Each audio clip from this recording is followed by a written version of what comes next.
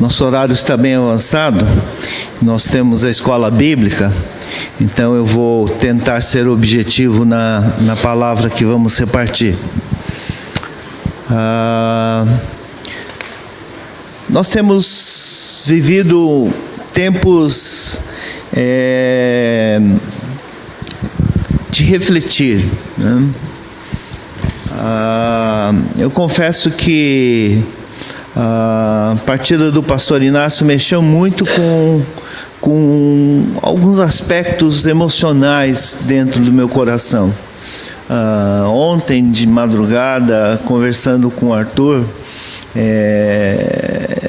diante de um quadro, eu fiquei imaginando o sentimento dele diante daquela situação, né?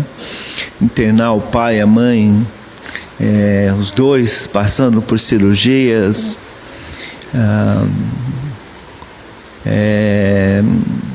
Eu fico imaginando a dor, o sofrimento, a angústia, e na tarefa pastoral, pastor Mitsu, como nosso senpai veterano, teve muita experiência, acompanhar pessoas nos momentos de dor é um desafio muito grande. Não é ter palavras, mas é poder ter o privilégio de participar. Mas eu confesso que, no caso do pastor Inácio, pela amizade, pelo vínculo, pelo relacionamento, que até eu diria da parte dele com a gente, da gente com ele, paterno, filial, e mexeu comigo aquilo e me trouxe a uma reflexão nessa manhã, e eu fiquei pensando como eu me apresentaria diante de Deus no momento que Ele me chamar.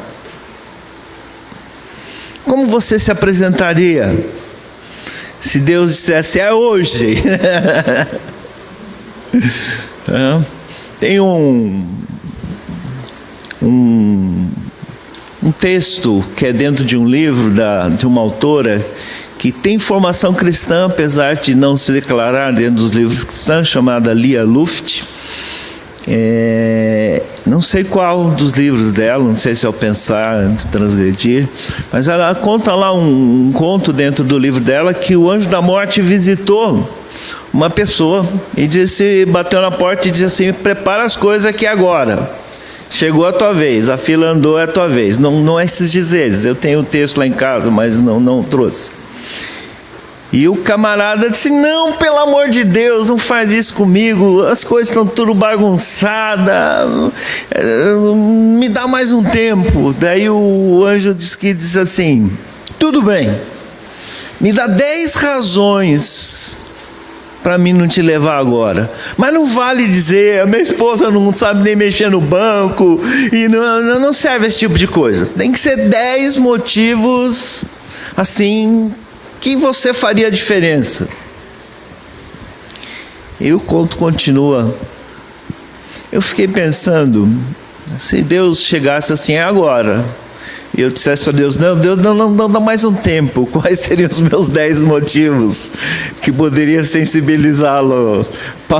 O apóstolo Paulo, escrevendo aos Filipenses, ele diz assim, que para ele era muito melhor estar com o Senhor, no capítulo 1, mas que por causa deles convinha ainda permanecer na carne. Então ele tinha um motivo: cuidar dos filipenses.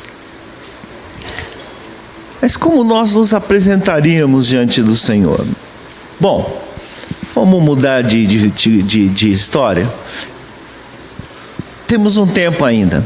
As pessoas que partem, terminou, estão na presença de Deus, já se apresentaram diante do Pai. Nós temos um tempo, não sei se esse tempo é curto, se é longo, né? Não sei quanto nos resta. Nós não somos senhores da vida. É certo que as nossas decisões e o cuidado que nós temos com a vida pode determinar, de uma certa forma, eu posso me matar a todo dia se eu não cuidar direito dessa carcaça velha aqui. Então, mas nós não conseguimos determinar as coisas. Mas o certo é que nós podemos fazer algumas coisas para nos preparar, para nos apresentar adequadamente diante de Deus.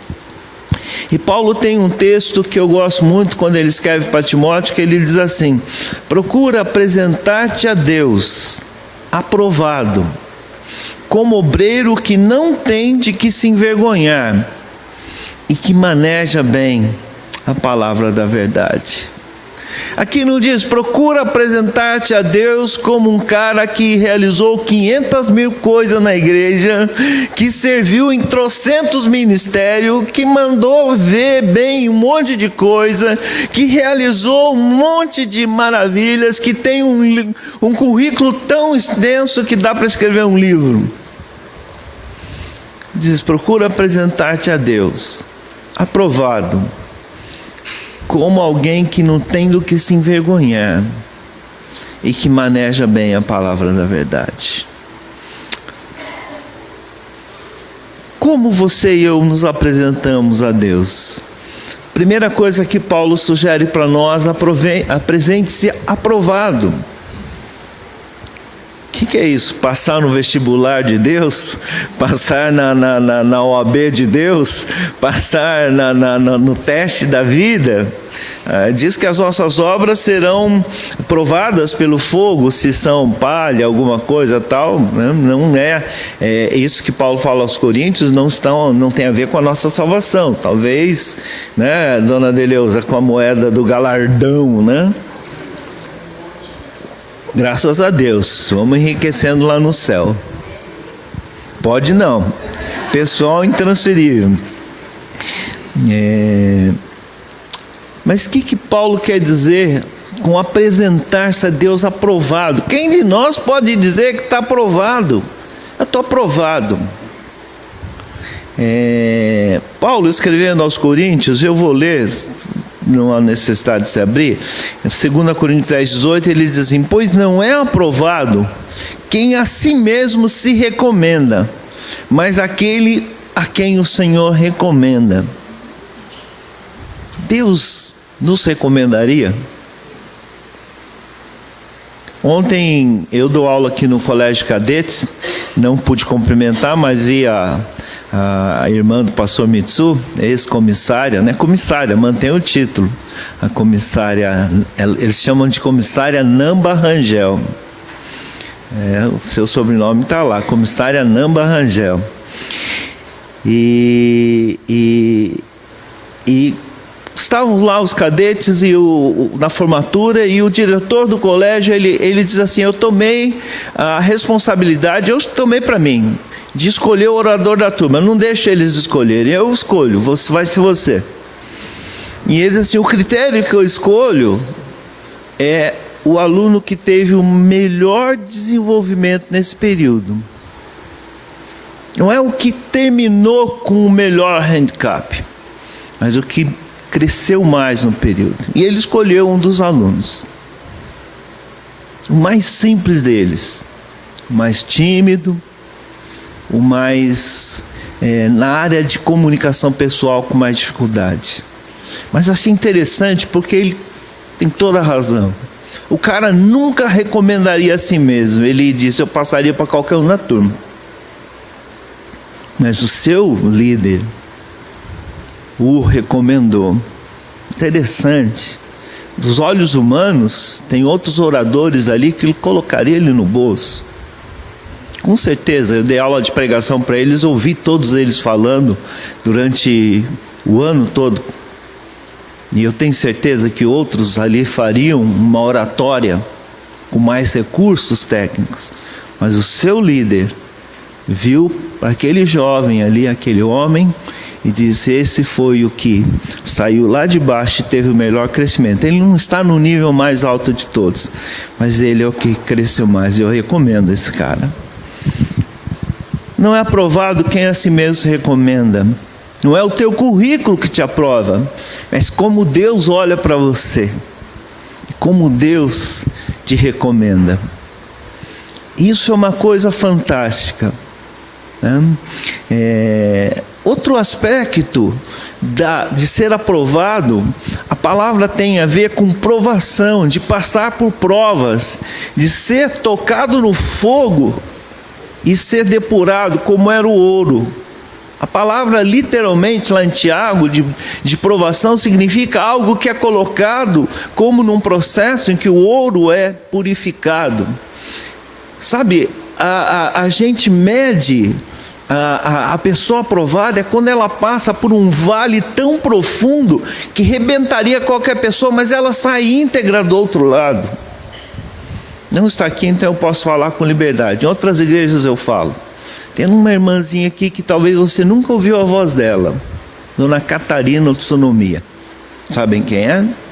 Não, ela está lá na língua japonesa. Dona Catarina passou no ano passado por um turbilhão que só Jesus, meu irmão. Ela perdeu uma neta recém-formada de odontologia, clinicando um câncer fulminante, 27, 28 anos de idade. Perdeu o esposo, que já vinha doente um tempo. Perdeu o filho, pai dessa neta, o Milton. Você conhece o Milton? Questão de um mês. E ela atravessa o vale e sai inteira do outro lado.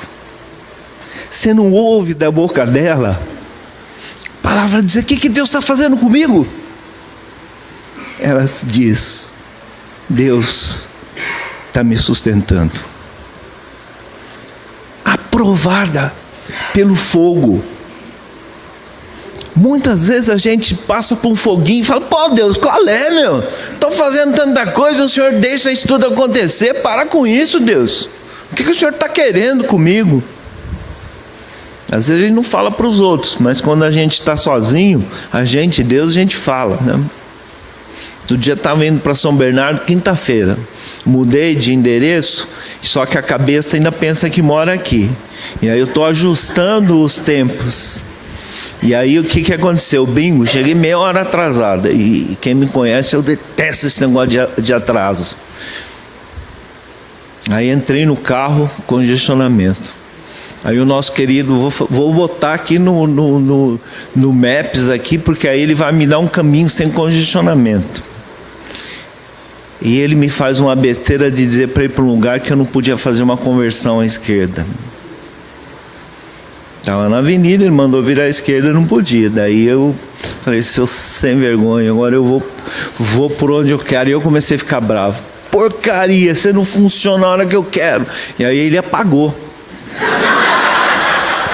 E eu tenho que ligar esse negócio, porque eu nunca fui na casa dessa pessoa. É a primeira vez o culto, eu conheço o bairro, mas não sei onde é a casa. E eu não olhei no mapa para saber. Eu preciso que você funciona, porcaria, funciona. E eu dirigindo o carro com pressa, cheio de carro, querendo ligar. E Deus, qual é, Deus? Por que o Senhor faz esse negócio comigo? Eu estou indo para o culto. Eu parei e pensei assim: pô, negocinho simples. Peguei o WhatsApp, apertei lá, gravei mensagem: irmã, estou chegando super atrasado, só chego às 9 aí.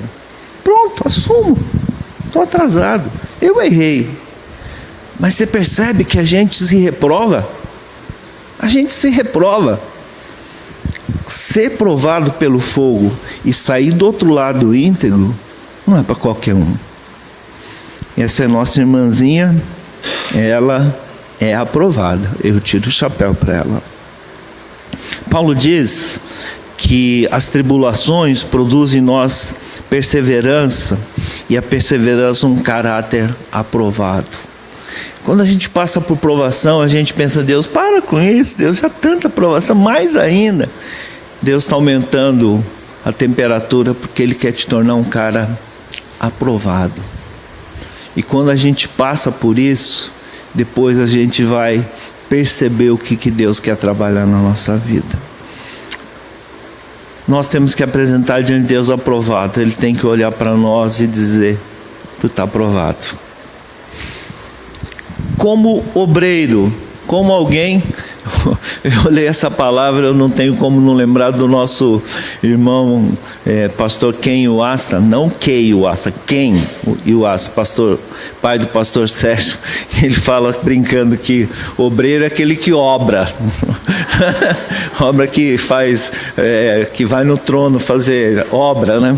Ele fica brincando. Mas obreiro tem o sentido daquele que participa de alguma coisa que serve e que não tem de que se envergonhar. Interessante que é outra maneira de Paulo falar sobre a santidade. Eu tenho muita coisa que eu tenho que me envergonhar, e que provavelmente os irmãos nem sabem, nunca vão saber e nem imaginam, porque eu não vou falar. Algumas delas, boa parte, minha esposa sabe, ela não vai falar também.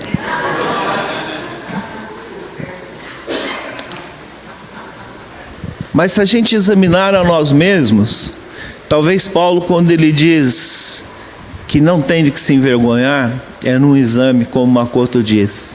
Eu tenho do que me envergonhar. Há coisas que eu faço que eu digo, Senhor, eu tenho vergonha de ter feito. Eu não devia ter feito. Paulo diz que devemos apresentar a Deus como alguém que não tem do que se envergonhar. E eu tenho muito de que me envergonhar. E eu preciso ser trabalhado por Deus para não ter do que me envergonhar. E por último, Paulo fala, lembrando que hoje é o dia da Bíblia, né, comemorada no Brasil todo, que maneja bem a palavra da verdade, que maneja bem a palavra da verdade. E manejar a palavra não é ter domínio de conhecer onde estão os versículos ou localizá-los com facilidade. Com esse negócio de celular agora, a gente vai ficando cada vez mais preguiçoso, né? Vai achar um versículo, joga lá na busca e ele acha pra gente o versículo. Vai localizar o livro da Bíblia, pega com a mão e clica lá, nem precisa virar as folhas para saber onde está mais, né? Minha primeira Bíblia, ficou muito tempo, um dia minha mãe falou assim, tem uma Bíblia que fica aqui em casa, será que eu posso jogar ela fora? Eu falei, por que, mãe? Essa Bíblia aí é a minha primeira Bíblia, não joga não. Aí eu trouxe de volta.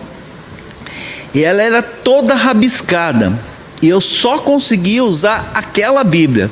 Porque quando eu ia pensar um versículo, eu falava assim, não, está do lado esquerdo, meio para cima e tem uma marca nela. Aí eu parei de rabiscar os versículos, falei, não é possível, eu tenho que aprender onde está sem marquinhas. Mas não é essa habilidade de manejar onde está, onde não está, mas de ter entendimento do que a palavra tem, como se aplica, como você vai falar com alguém. Quando alguém te coloca, o que você coloca de palavra para a pessoa? Quando você vai lidar na sua vida, qual é a palavra que você tem, que Deus pode trazer para você, que faça diferença para a sua vida? Né? Como essa palavra pode fazer diferença na tua vida? Muitos anos atrás, quando eu era seminarista em Presidente Prudente, um jovem chegou à igreja, e ele começou a devorar a Bíblia e começou a leu o Êxodo, se empolgou com as histórias do Êxodo, leu. E aí ele tinha ido para uma prova de história, e ele não estudou. E aí chegou na prova, os caras perguntaram coisas sobre o Egito, sobre essa época de Moisés, e aí ele não teve dúvida, ele começou a lembrar o que ele tinha estudado da Bíblia, e ele respondeu os negócios lá, e mandou bem, foi bem na prova. Mas não é esse manejar também, né? Não é conhecer historinhas, mas é situações práticas da tua vida. Quando você está diante de algum dilema, Senhor, e agora, o que eu faço? E você lembra, tem um texto na Bíblia que pode me orientar. Quando alguém vem e te conta uma história, fala alguma coisa, e você diz assim, querido, tem um texto da Bíblia que vai te dar uma orientação boa do que você deve fazer aí. Isso é manejar a palavra, aplicar as situações práticas. As pessoas que mais conhecem a Bíblia de manuseio, então são estudiosos, críticos, nem sempre manejam a palavra da verdade, porque essa palavra não faz diferença na sua vida. Conhecer é você poder aplicar a palavra à vida. É você ter a palavra que Deus quer que coloque para a pessoa. Bem, não quero convidar ninguém a se apresentar diante de Deus. Vai chegar a nossa hora, mas não precisa ser rápido, né? Calma, Tudo bem, ninguém precisa se apresentar ainda, está cedo. Mas um dia nós vamos nos apresentar a Deus. E devemos estar preparados. 3 dicas de Paulo. Se apresente aprovado. Se apresente como quem olha para Deus assim: Deus, eu não tenho do que me envergonhar. Apresente-se como alguém diz: Senhor, eu tenho manejado a palavra da verdade. Eu tenho aplicado essa verdade à minha vida e tenho usado para orientar e ajudar pessoas. Que nós possamos nos apresentar a Deus dessa maneira. Vamos orar. Pai, obrigado porque chegará um tempo que vamos nos apresentar. Talvez esse tempo esteja longe, perto, não cabe a nós definir. Mas cabe a nós sim estarmos preparados para apresentarmos a Deus.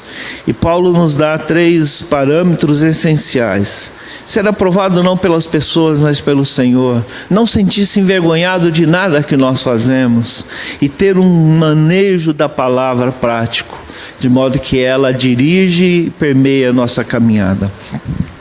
Nos abençoe dessa maneira, Pai.